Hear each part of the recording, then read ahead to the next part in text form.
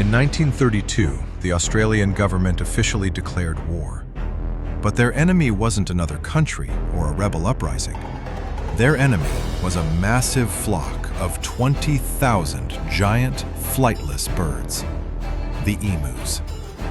After World War I, struggling Australian veterans were given land to farm wheat in the harsh outback. But just as their crops were ready to harvest, 20,000 migrating emus invaded the farmlands, devastating the crops and destroying fences. The desperate farmers pleaded with the government for help. The Minister of Defense responded by deploying the military, led by Major Meredith. The soldiers were armed with heavy Lewis machine guns and 10,000 rounds of ammunition. They thought it would be an incredibly easy victory. They were completely wrong.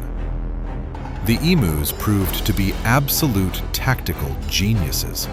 Instead of standing still, the birds scattered in small, organized groups, running at speeds of up to 30 miles per hour, making them impossible targets. They even seemed to have designated leaders, warning the flock of ambushes. The soldiers tried mounting machine guns on trucks, but the terrain was so incredibly rough that the vehicles crashed, unable to fire a single accurate shot. After weeks of humiliating defeat and wasting thousands of bullets to stop only a tiny fraction of the birds, the Australian military officially surrendered and withdrew.